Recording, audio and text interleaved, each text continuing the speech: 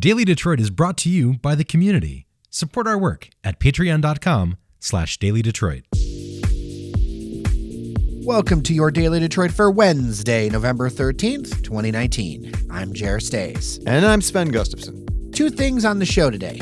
First, my conversation with photographer and artist Kenny Karpov about his upcoming show, Despite It All, We Never Learn.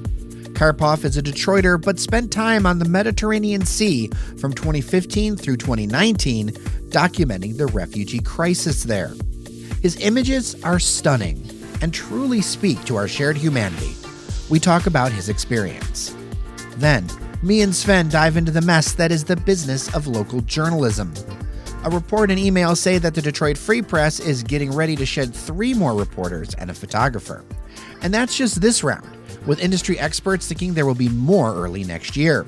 This is in the shadow of a newspaper mega merger where there are going to be local journalists who lose their jobs all over the country. These cuts to local news have been going on for more than a decade and show no signs of stopping. A reporter friend of mine told me a long time ago that people focus on national stories, but as far as who's really running away with your taxpayer money, that's going to be your state and local governments. But first, to my conversation with Kenny Karpov at Alleman Cafe in Hamtramck. So, Kenny, we first met each other years ago. I don't even know how many years ago it was 2010. Okay, so 2010, we worked for a short time at the Detroit Regional News Hub together. And here's the thing. I've always admired your work. You're an amazing photographer, an amazing storyteller. But you vanished. You just literally vanished without a trace. It's almost if Kenny Karpov was transported in Star Trek and beamed off this planet.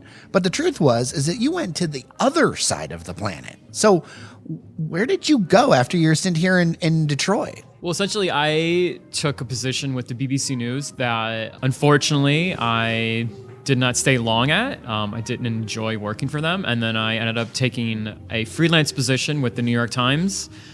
Again, it just wasn't exactly what I thought it would be. The stories didn't dig deep enough. To me, I felt they were very sort of uncaring towards the people that we were actually interviewing and spending time with. And most of the time, we would have 2 weeks before going live, and they would still want these photographs the next day. And here we're spending maybe an hour with a refugee family or some other family to do a story, and I just felt so empty inside from the interaction with these people and not creating any sort of trust. And it felt like a complete disservice to them. And so I started volunteering actually in 2014 with a number of Syrian organizations in DC and in New York. And then the lady I was volunteering for, she found out I was a photographer and asked me to go to Syria. So I went to Syria for a couple weeks, came back. I told her I want to go again, ASAP. I love this work. This is the work that I'm meant to do. And she was like, well, actually, we don't need anybody right now. Our funding's done, but you should look at this crisis that just started up in late 2014 in the Mediterranean Sea.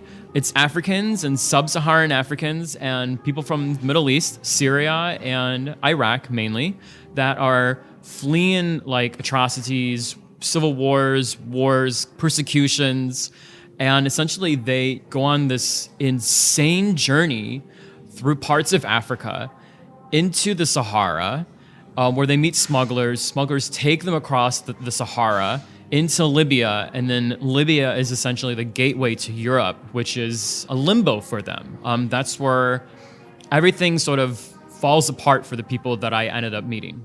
Wow. So this work, what did you do? What exactly did you do from a creative standpoint? Some of these photos are breathtaking, and how did you get them?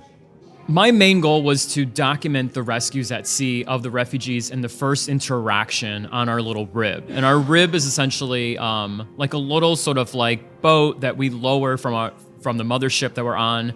And it's the first approach, essentially. We talk to the people, we calm them down, we give them life jackets. And during this whole process, I'm photographing and making sure, that people are, calm, and I talk to them and photograph them. And then once they get on, once we start shuffling them from their dinghy to the mothership, I interview them or get little quotes. And then when they get onto the mothership, my job for these nonprofits were to, document their life on board, do portraits of them around the ship, sit with them and tell their story. Essentially, I would ask if they're willing to talk, or sometimes they would just pull on my clothes and want me to sit with them. And then some people would tell me their entire life story about how they fled, some part of Africa because, their family died in a horrific traffic accident, or their mother or father or some other family member died from a preventable disease. And so it's that culture in Africa and the Middle East where, the eldest has to sort of take care of the family. And so a lot of times it's these young boys and girls who go on this insane journey that takes months to get to Libya. And, they take it upon themselves to help their family. So this leads me to another question. Why Libya? Why is that the destination? Between Turkey and Greece, there was a Turkish deal made in 2014 that essentially put a kibosh on that sort of migration route. And what I mean by that is Turkey and Greece agreed to put governmental agency ships in the waters to deter people. And if they saw people leaving on boats to try and sail to Greece for asylum, they would turn them back and take them back to Turkey. So obviously this became headline news, and so the migration route shifted to the Mediterranean, which is about 5 times longer than the Aegean Sea. The Aegean Sea, it can take about 45 minutes to an hour for your boat to get across. And essentially, if you're on these small white raft dinghies that is made from a very, very thin rubber, and you have maybe a 25 to 30 motor on the back of the boat, it'll take you 3 to 4 days, which no one would ever make it to Sicily or Italy in 3 or 4 days. It would never happen. With the swell and the water crashing against the small tubes, you would never make it. But these smugglers, when they push the refugees off into these dinghies, they tell them that they'll reach land in 3 hours because, they don't care about them anymore. They got their money. They traffic them, they bled them dry. They just push them out and they don't care what happens to them. All of this leads me to this exhibition this powerful exhibition that's coming up. How did all of the images get curated? What was your theory behind this? Because obviously, I got to imagine that you made thousands of images while you were abroad. How did you kind of select what is included in what's coming up? Yeah, so essentially I went overseas with a digital camera and a bunch of film cameras and tons of film. So I would say for the digital side, I took thousands upon thousands. And then for the film side, I probably took 50 to 80 rolls of film over the 5 years. And so curating this, I worked with Melanie at M Contemporary Gallery.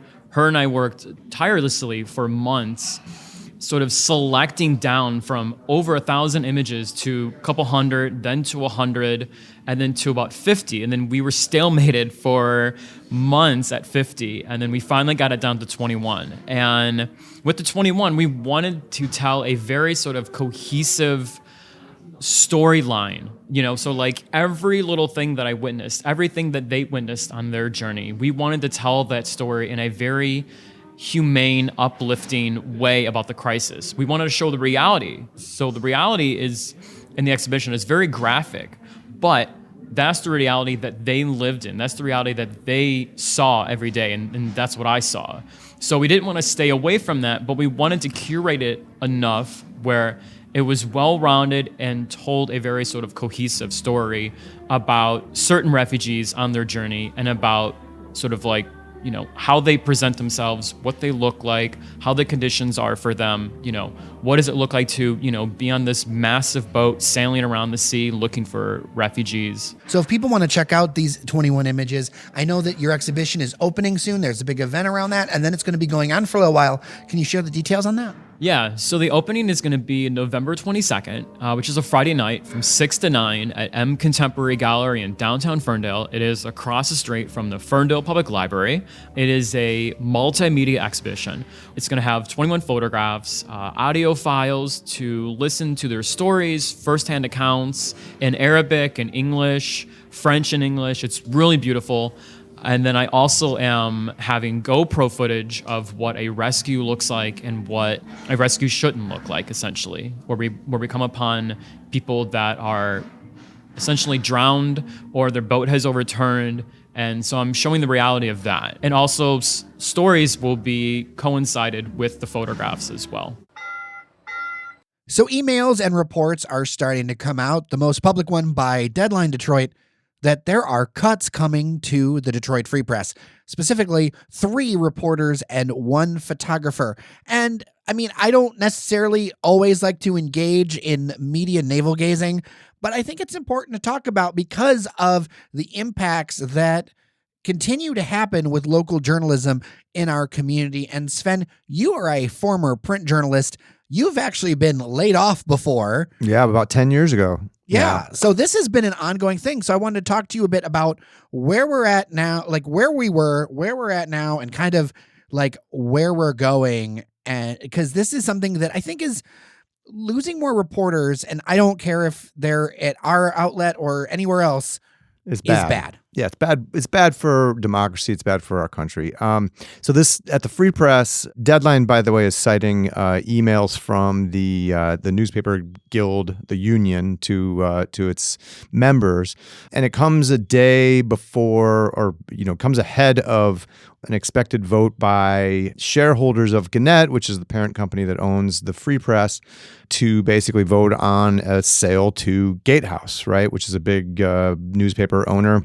And Gatehouse has been supercharged by some hedge fund investors to create for this parent company called New Media, which is kind of a minnow swallowing a whale thing in terms of the size of the 2 newspaper groups, but combined, it would be the largest newspaper group in the country.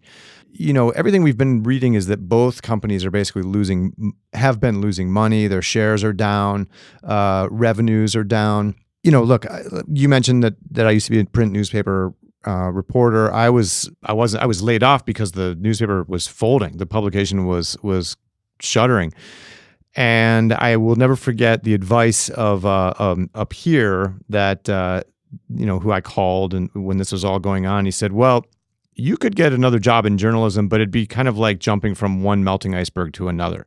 That's kind of like what we're talking about. And that was 10 years ago, too. It's only gotten worse since then. Like, I know some people who are still in the business, and I know that they're just like, it's just incredibly busy because everybody's doing more with less. One of the things that stood out for me recently was I saw a study that showed that 70% of Americans don't know that the media, especially local media, and that's what we're focusing on here. We're not talking about CNN. We're talking about the people who cover, or the New York Times. We're talking about the people who cover your city council that make sure that you don't get ripped off.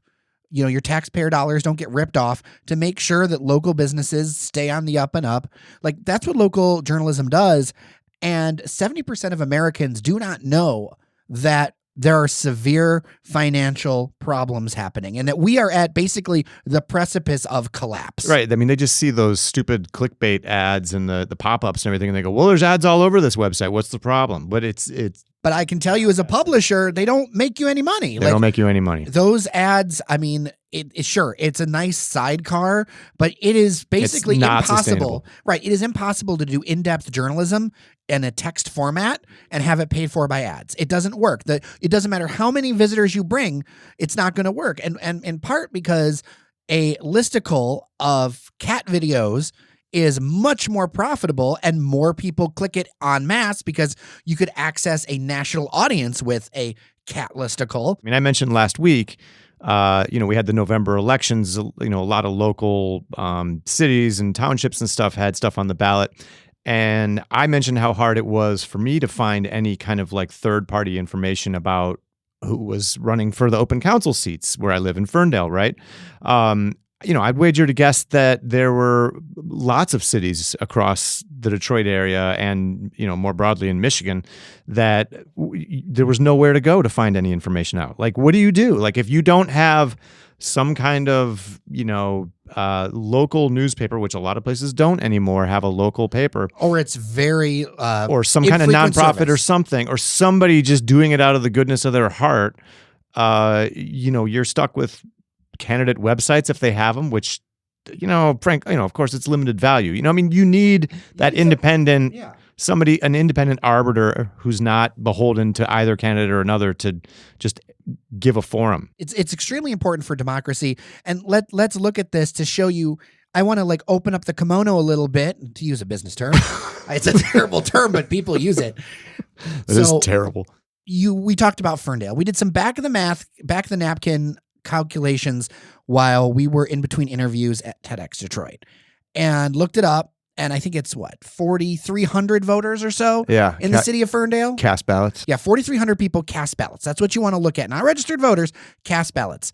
So your maximum addressable audience in reality are the people who cast ballots. That's 4,300 people. Now, if you're making $2 to $5 per 1,000 readers, you're making anywhere between $8 and $30 at the top off of a story that would cover the election.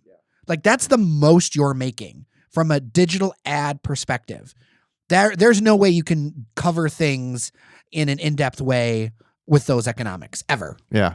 I mean, so it just goes back to the old, this is no secret, but the journalism business model is it's just gone. It's demolished. They have not found a sustainable business model. And I mean, I think there's a lot of sort of thought that newspapers are going to have to move to some kind of nonprofit kind of trust model, to be endowed by somebody in order, kind of like what Bridge Magazine does essentially in order to survive. Well, and that's a challenge into itself, because you're also looking at consumption habits changing. One of the things I know about this podcast is that people's lives have changed. People don't read the newspaper like they used to. They get their news through Facebook. They don't read like they don't read like they used to. No, they get their news through Facebook. The algorithm decides what they see, and the algorithm chooses things not for the benefit of your soul or for the community, but what keeps you on their website. That's their number one priority, and what makes money for Facebook, for Twitter, all these other places. So in that world, you've got to kind of you got to get past that. One of the reasons why we do a podcast, email newsletter, is because it's not algorithm driven. But even then, I mean, we're a tiny operation compared to a major market newspaper. The hole that leaves is gigantic. Yeah. So what could be next for people out there who now that we've kind of laid out what the reality is, what are some of the ideas for how people could actually, support things, or do we need to look at a completely different model to do that journalistic service? Well, I mean, people need to pay something and be willing to pay for the news that they get for free now. That's a little bit of a difficult proposition because, the cat's long been out of the bag as far as, publishers opening it up to completely free, unhindered access. But the United States is kind of unique in that we don't have a public access fee. Like the BBC in Britain, you actually pay a TV fee. That's like a tax. A tax to pay for parts of the BBC and community service. Yeah, and that's not going to go over here. No, it's not going to happen here at all. No. I mean, so like I said, I don't think that there are that ideas are just springing forth, from a well or anything out there. I don't think that there are very many viable ideas for how to make the news business functional again. I think nonprofits is the one thing that I consistently hear about. I don't hear a lot of other things, frankly. Well, if you've got ideas, what matters to you? I was looking at a Facebook thread back in 2009, a friend of mine that works over at the Free Press was lamenting layoffs. So that's 10 years ago. It's still happening. It's not going to stop. So why don't you read the paper? Why don't you pay for the paper? What are you looking for in a local outlet to make that need up? I'd love to hear your feedback. dailydetroit@gmail.com.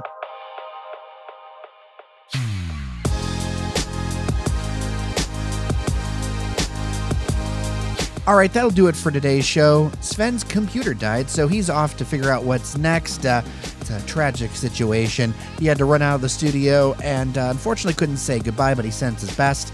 Speaking of which, we run a really lean team over here, but stuff like computers, well, they're necessary and they do cost money. Your support at patreon.com/Daily Detroit as a member counts, and it really makes an impact. And thank you to those who have already joined us. I'm Jer Stays. Take care of each other, and we'll see you around Detroit.